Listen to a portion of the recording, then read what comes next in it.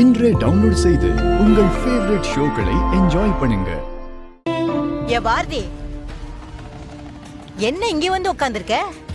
ஒரு முக்கியமான வேலை இருக்கு, ஆபீஸுக்கு போகணும்னு காலைல சக்கரத்தை கட்டிட்டு போனியே. நான் கேட்கறது உன் காதல் விழலையா? அவசரம்னு அடிச்சு பிடிச்சு போனியே, இப்ப இங்க வந்து உட்காந்துருக்கேன்னு கேட்டேன். இன்னைக்கு ஆபீஸ்க்கு நான் லீவ் போட்டேன் பாட்டி. என்னது ஆபீஸுக்கு லீவா? அப்போ முக்கியமான வேலைன்னு சொன்னதெல்லாம் பொய்யா? ஆதி தம்பி வந்தாரு, நீ கிளம்பி போனதை பத்தி சொன்னதும் அவர்கிட்ட இருந்து தப்பிச்சு போனதா சொன்னாரு. ஆமா, அவர்கிட்ட இருந்து தப்பிக்கிறதுக்காக தான் அவசர அவசரமா ஓடி போனேன். இப்போ அதுக்கு என்ன பண்ண சொல்றீங்க? ஆபீஸ்க்கு போனா அங்கேயும் ஆதி என்னை விட போறதில்ல, அதான் லீவுன்னு சொல்லிட்டு வீட்டுக்கு வந்துட்டேன். உங்களுக்கு இப்ப என்ன பிரச்சனை? எங்களுக்கு ஒரு பிரச்சனையும் இல்லடியம்மா. நீ ஆதிகிட்ட இருந்து தப்பிக்க போடுற இந்த டிராமா தான் சகிக்கல. குழந்தைங்களை கொண்டு போய் ஸ்கூல்ல விட்டுட்டு எல்லாரும் ஆபீஸ் போற வரைக்கும் வெயிட் பண்ணிட்டு அப்புறமா வீட்டுக்கு வந்திருக்க. இதெல்லாம் உனக்கு தேவையா? இப்படி எதுக்கு எஸ்கேப் ஆகணும்? ஆமா பாட்டி, அப்படிதான். இப்ப என்ன பண்ணணும்னு சொல்றீங்க? பாட்டி எதுவும் பண்ண சொல்லி கேட்கல பாரதி.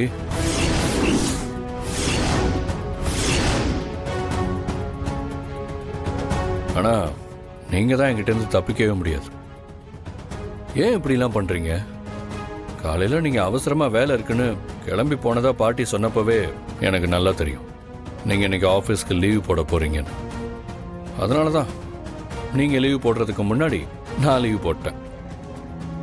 இப்போ என்கிட்ட இருந்து நீங்க ஓடவும் முடியாது, ஒளியவும் முடியாது. நம்ம இன்னைக்கு கண்டிப்பா உங்க ஹஸ்பண்ட மீட் பண்ண போறோம். இத நீங்க மட்டும் இல்ல, வேற யார் நினைச்சாலும் மாத்த முடியாது. ஆதி தம்பி, நீங்க ஆசைப்படலாம், தப்பு இல்ல. ஆனா இப்படி பேராசைப்படக்கூடாது. பாரதி புருஷனை பார்க்கணும்னு நினைக்கிறது இந்த ஜென்மத்துல நடக்காதுன்னு உங்களுக்கு எப்பதான் புரிய போதோ. இவ போடுற டிராமாவையே தாங்க முடியல, இதுல நீங்க ரெண்டு பேரும் சேர்ந்து போடுற டிராமா இருக்கே, முடியலடா சாமி. என்ன பாட்டி, நான் சொல்றது கரெக்ட் தானே? ஆமா தம்பி, 100% கரெக்ட். இந்த வீட்ல உங்களை தவிர வேற யாரு தம்பி கரெக்டா யோசிக்க முடியும்? ஆனா நீங்க நினைக்கிறது நடக்க போறதே இல்ல. பாட்டி, ஏன் நடக்காது? சத்தமா பேசி தொலைச்சிட்டனோ? பாட்டி, இந்த ஆதி நினைச்சு நடக்காம போனதா எந்த விஷயமும் இல்ல. நீங்க வேணா பார்த்துக்கிட்டே இருங்க.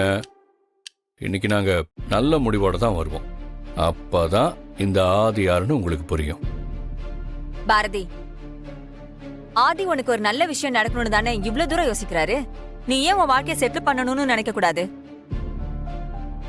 இங்க பாரு பாரதி, இந்த உலகத்துல தப்பு பண்ணாத மனுஷங்க யாருமே கிடையாது. தப்பு பண்றவங்களை எல்லாம் தள்ளி வச்சா ஊர்ல யாருமே இருக்க மாட்டாங்க. இங்க பாரு, இங்க நம்ம மட்டும் தான் தனியா இருப்போம். ஆதிதான் அவ்வளவு தூரம் சொல்றாருல, கிளம்பி போய் அவர் கூட பேசு. இங்க பாரு, எல்லாமே கண்டிப்பா நல்லபடியா நடக்கும்.